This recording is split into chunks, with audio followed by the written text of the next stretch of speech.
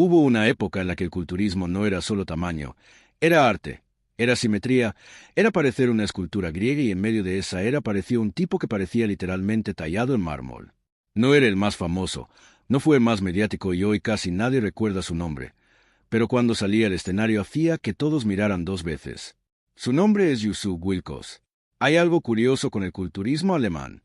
Nunca fue el país más mediático, nunca fue el que dominaba portadas, pero lo que sale de ahí es distinto.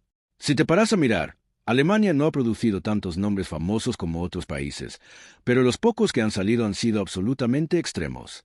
Un ejemplo de eso es Markus Rühl, un tipo que competía por encima de los 130 kilogramos en tarima y que fuera de competición podía acercarse peligrosamente a los 150 kilogramos. Era masa pura, un físico que directamente rompía proporciones humanas. De hecho, es considerado uno de los mayores más monsters de la historia. Y luego tienes a Günther Sklerkamp, más de 130 kilogramos en competición y cerca de 140 kilogramos fuera de temporada. Un físico tan brutal que llenaba el escenario sin hacer absolutamente nada. Por eso, cuando piensas en Alemania dentro del culturismo, no piensas en líneas perfectas. Piensas en masa, en tamaño, en auténticos monstruos. El único monstruo aquí eres tú. Y justo por eso, cuando aparece alguien como Yusuf Wilkos, todo cambia. Yusuf Wilkos nació en Bonn, Alemania, en 1948. Antes de ser culturista, Yus quería ser levantador de pesas, así que empieza a entrenar con apenas 16 años junto con su hermano David y no tarda en destacar, tanto que llega a convertirse en campeón nacional de halterofilia. En los años 70, su esposa Rühl le acerca al mundo del culturismo. Yusuf no lo ve solo como un deporte, lo ve como una evolución. Y poco a poco la halterofilia deja de ser suficiente, no porque no pudiera competir, sino porque había encontrado algo que en sus propias palabras le parecía más divertido.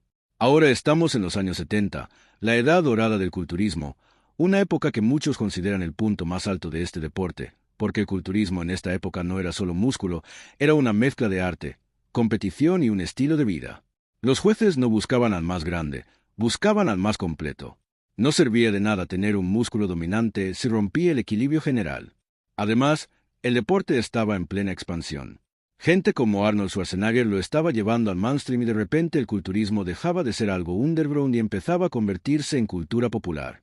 Y es justo en ese contexto donde aparece Josef Wilkos, un físico que encaja perfectamente con lo que se buscaba en esa época. Medía alrededor de 185 centímetros.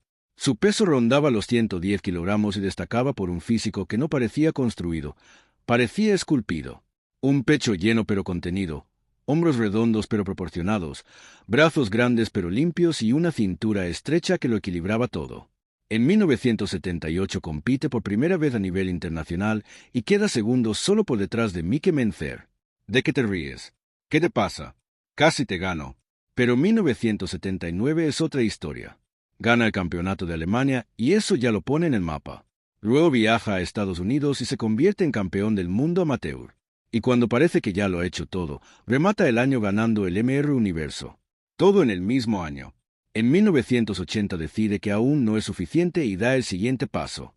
Gana el MR Universo, pero esta vez como profesional. En solo 2 años, Yusuf pasa de ser un tipo fuerte en Alemania a convertirse en uno de los mejores del mundo. Y claro, eso lo coloca en un sitio muy, música, concreto, el sitio donde ya no compites por ganar, compites por hacer historia. Es en esa época donde Yusuf Wilkos conoce a Arnold Schwarzenegger. Se dice que coincidieron en Goals y Method a entrenar juntos hasta que un día apareció Franco Columbu con una botella de vino y a partir de ahí no solo entrenaron juntos, empezaron a ser mejores amigos. Después de eso, Wilkos da el salto al circuito profesional de la IFBB y empieza a competir en torneos importantes como Night of Champions, los circuitos Grand Prix por Europa y, por supuesto, el escenario más grande del culturismo, el M Olympia. En 1981, en su debut en el M Olympia, consigue el 6º puesto, que suena bien. Significa que está cerca, muy cerca, pero todavía no eres el elegido.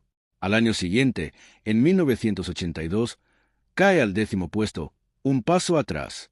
Y en el culturismo, los pasos atrás pesan el doble. Pero Yusuf no desaparece, vuelve y en 1983 regresa al 6º puesto. Y aquí es donde mucha gente se queda solo con el número y se pierde la historia. Porque si miras esos resultados sin contexto, parece que se estanca, que no termina de dar el salto. Pero si miras contra quien está compitiendo, todo cambia. Estamos hablando de una de las generaciones más duras de la historia del culturismo. Frank Thien, rey absoluto entre 1977 y 1979, el físico que redefinió la perfección estética. Arnold Schwarzenegger, ganador en 1980 en una de las decisiones más polémicas que ha visto este deporte. Franco Columbu, campeón en 1981, compacto, denso y sí, con una ginecomastia imposible de ignorar. Chris Dickerson, vencedor en 1982. Elegancia, detalle y una presentación casi perfecta. Y Samir Bannoud, campeón en 1983, el último gran símbolo de la estética clásica antes de que todo empezara a cambiar. Pero el problema no era que esa generación estuviera terminando, era que el estándar estaba cambiando. Titel. Westford Bodybuilding Titela Vendenon Dievich Tistengo en 1981 Olympia Miss Olympia de 1984 no campeonato cualquiera, fue una auténtica carnicería competitiva. Era el momento exacto en el que el culturismo estaba cambiando de piel. Ya no era solo estética, ya no era solo proporción. Era el inicio del culto a la masa. En ese escenario estaban nombres que hoy son historia viva y entre todos esos físicos aparece Jus Wilkos. Mientras otros competidores llegaban con más densidad y más masa muscular, el físico de Wilkos era pura armonía. Líneas limpias, transiciones perfectas y una simetría tan precisa que parecía diseñada con compás. Y claro, eso tenía un problema. Los jueces ya estaban mirando en otra dirección. Pero aún así se mete en el top 3 del mundo, tercero en el MR Olympia de 1984. Y dicho así suena grande, pero no entiendes lo que significa hasta que ves el contexto. Estamos hablando de una era donde el nivel era una auténtica locura. Bueno, Wilkos no solo compite, se sube al podio. Aún así, había gente que decía que su físico era demasiado estético para los estándares que empezaban a inclinarse hacia el tamaño. Lo has escuchado bien. Demasiado estético. Supongo que ironías del culturismo. No lo sé, tú dime. Pero a partir de aquí todo empieza a torcerse. Para muchos, Wilkos no cayó porque no pudiera mejorar. Cayó porque el deporte dejó de premiar lo que él representaba. Mientras el culturismo giraba hacia la masa, más densidad y más extremos, su estética perfecta empezó a parecer insuficiente y él nunca estuvo dispuesto a sacrificar lo que lo hacía único. Pero el problema no era solo estético, era físico. Literal. Wilkos venía del levantamiento de pesas, un deporte que ya castiga el cuerpo y el culturismo profesional en los 80 no era precisamente suave. De hecho, Wilkos entrenaba con rutinas intensas basadas en pesos pesados, alto volumen y ejercicios básicos como sentadillas, press banca o peso muerto, combinando fuerza con cardio para mantener su condición. Así que no era solo entrenar duro, era entrenar mucho durante años hasta que el cuerpo inevitablemente empezó a pasar factura. Ahora, Wilkos no tuvo una gran lesión, tuvo algo peor. Lesiones constantes, pequeñas, acumulativas, de esas que no te rompen de golpe, pero te desgastan poco a poco. Llegó a competir incluso con problemas físicos, pero lo más duro en la vida de Wilkos no fueron las lesiones. En 1989, su esposa enferma gravemente y fallece meses después. Música, una enfermedad que no solo se la lleva a ella, se lleva también todo lo que sostenía a Jus fuera del escenario. Yusuf Wilkos no era solo un culturista, era un hombre profundamente ligado a su entorno. Devastado por todo lo que había pasado, Yusuf desaparece. No hay anuncio, no hay despedida, no hay última competición épica, simplemente deja de estar. Se aleja del gimnasio, del escenario, de la vida que había construido durante años. En 1994 intentaría volver con la idea de competir en el MR Olympia Masters como si quisiera cerrar el círculo, pero ni siquiera eso le fue permitido.